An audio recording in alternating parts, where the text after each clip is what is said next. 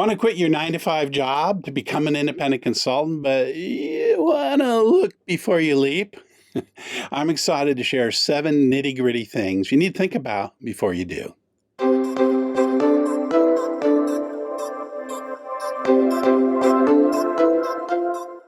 Hi, my name's Burns Hollyman. I'm the consultant's coach, and I help consultants be successful by providing them with coaching, online learning, tools, tips, and techniques. So, if you like this thing as we go through it, hit like and subscribe. You know the drill. Hope you get value out of this. Okay, let's start with where you're at right now. Many of us have 9 to 5 jobs, and we've all thought of quitting. Take this job and shove it. I ain't working here no more. Who hasn't at one time or other? You're having a bad day at the office, or maybe have a fleeting thought in a super boring meeting that sucks, and you just kind of pull it together and you kind of march on and you move on with your job. For some, and you go to lunch with these people, have this form of dreaming or fantasy. Someday when I get out, I'm going to have a horse farm, or I'm going to be a Zeppelin pilot, or whatever. It could be you don't like your boss. That's the number one reason that people leave companies. You hate the company. You don't like the company. Just don't like what you do. You don't want to transfer within the company. You just sort of had it. Or maybe you're just ready to bust a move. Maybe someone made the decision for you and laid you off or fired you. So share where your head's at in the comments below. I'd love to hear from you.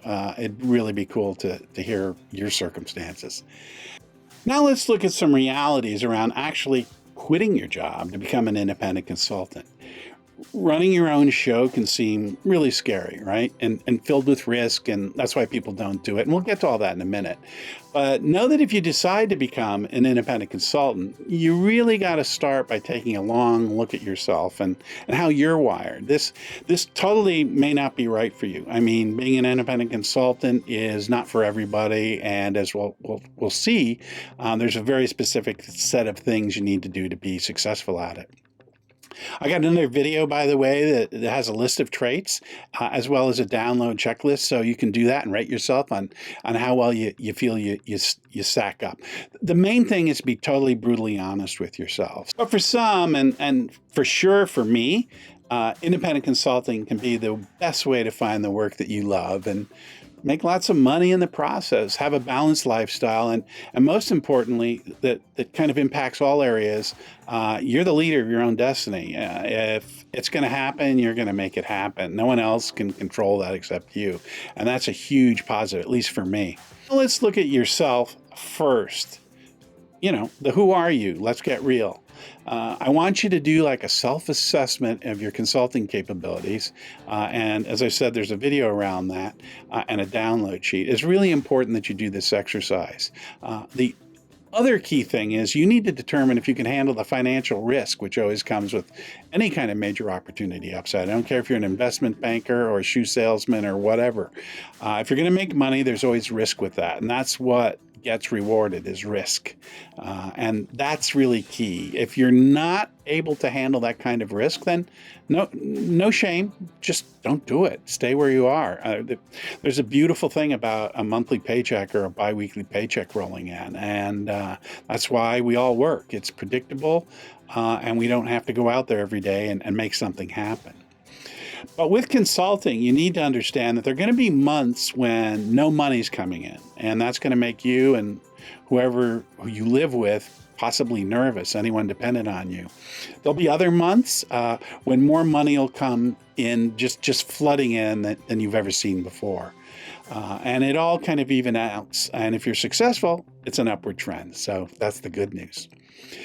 Before you jump, you should assess how it's going to impact all the people in your life. It could be your partner, it could be your family, it could be your children, it could be any number of people, your parents. Really assess that. Are you going to really impact them in a negative way? That's really important. What's really important also is how it's going to impact you. Are you worried what people are going to say about you when you quit. There's tons of jokes about consultants out there, and they may say that about you, but there are tons of jokes out there for lawyers, doctors, and guys that shoot rockets into outer space. So I wouldn't worry about that. Because I see consulting as I see it as an elite calling. I really do. And it's one where you have huge impacts on people and the companies that they work in. And if you can change the company they work in, it has a really positive impact on the people inside your client's organization. And the key thing is, no one in that organization can make this change, which is why they hire me. So I'm a change agent, and I'm really proud of that. And I get paid a lot for doing that. And that's all about providing them with results. So I love this career. I think the word consultant will be on my grave, or it'd make a great tattoo. But it's really the right thing for me. How good are you at risk-taking and managing your own challenges and working alone at times? Now, COVID's trained you to work by yourself at times, so you're probably used to that. But the key thing is whether or not you're going to lose sleep at night. Now, I would argue that you lose sleep over your existing job, you lose sleep over Little League games, you lose sleep over whether a plane's going to take off or land on time. So you lose sleep over a lot of stuff. So this is it's just like anything else. If you do lose sleep, well, you lose sleep.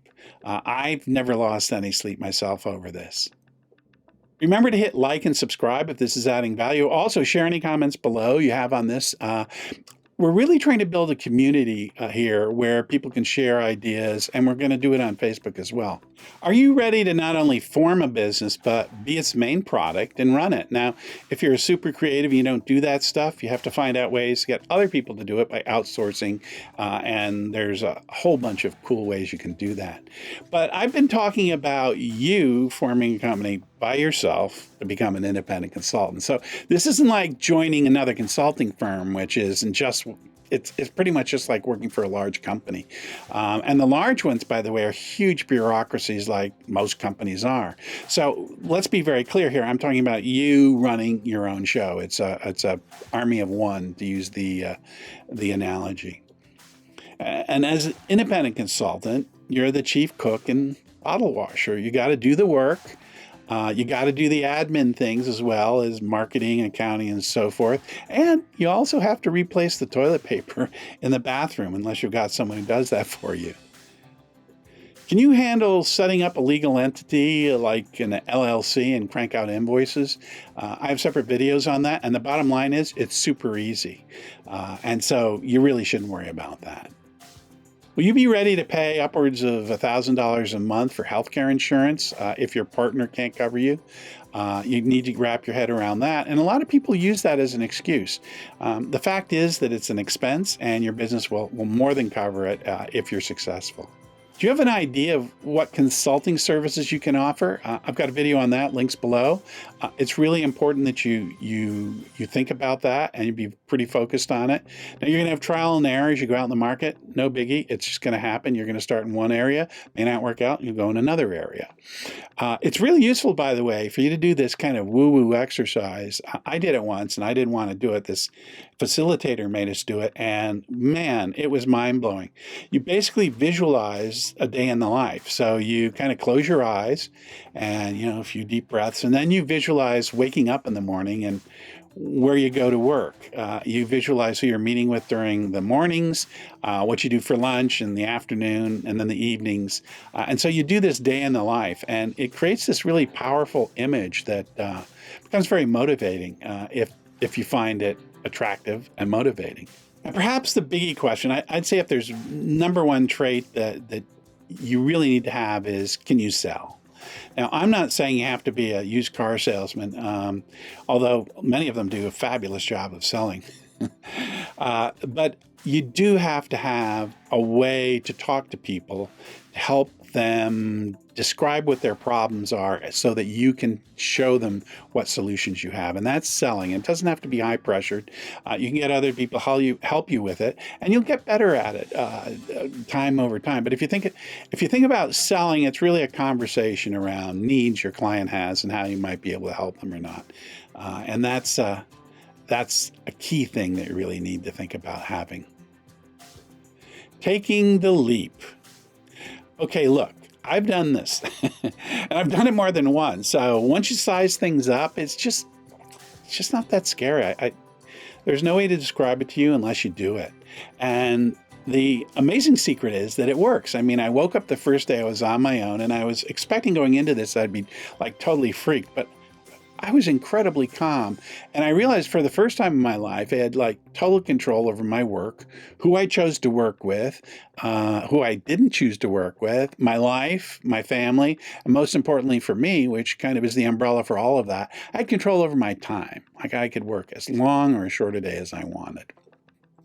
So I woke up on that first day, and I've had that feeling ever since. I don't feel trapped. I don't feel stressed out because someone else is putting stress on me.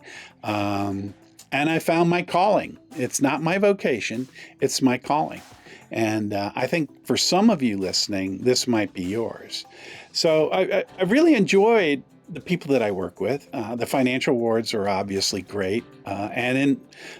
I think probably the most important thing is the impact I've had on companies and individuals. But more importantly, if I fix the company and the problem that they've got, it has a really incredibly positive influence on the individual. So that's probably how I get my greatest satisfaction, is seeing a change take place that people come away feeling really great about and better about what they do in their jobs as a result.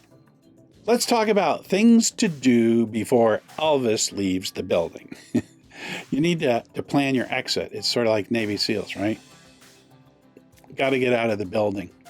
You got to do it in a smart way. So think about how you're going to do it. And some of the questions I think you should think about are, what are people going to ask you? And what are you going to tell people about why you're leaving, what you're doing, and so forth? They're going to want to know when you start, but they also sort of want to know, did you get laid off? Did something happen? Consulting is pretty vague. It either means you're making a lot of money or you're unemployed. So that's something that you're gonna encounter. Some are gonna be some supportive. Some are gonna obviously be envious and threatened. So I say ignore the naysayers. You're throwing off the yoke and you're beginning an exciting new adventure. And frankly, if you're worried about what people think of you, then this probably isn't right for you. You really need to be clear that this is right for you, as I've been saying all along, and have the confidence to go for it as a result of that. And hey, the hell with what they think.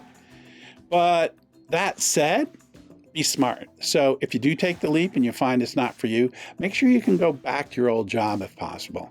In other words, don't burn your bridges with your existing company. That's kind of no kidding, but it's really important because a lot of people kind of get a little weird at the end and do, in fact, damage the bridge, if nothing else. So always stay in touch. And these people can be a source of sales leads for you, by the way, or referrals. And here's the secret. You can always go back. It's so easy. And if you do, everyone will admire, your guts for setting out and going out on your own. So you can always get a job. Ideally, you're going to start with a single client that you've already lined up. If you were downsized and took the package, the company might say, hey, we've got a consulting project for you, and that's in effect your earnout. And that'll give you a little cushion, small financial runway for you to find a client. If you're fired, well, you got nothing but upside. Where there's smoke, there's fire. Where there's fire, there's chaos. Where there's chaos, an opportunity. And remember, you only need one client to get started. That's really, really crucial. That first client could provide you with twice as much money as you made the previous year. You just don't know. Assume you'll be able to go without revenue, though, for 12 months. That's conservative, but just assume 12 months. Now, many people start consulting with no money in the bank, and you can do that too. It's really your choice in terms of how much risk you want to take.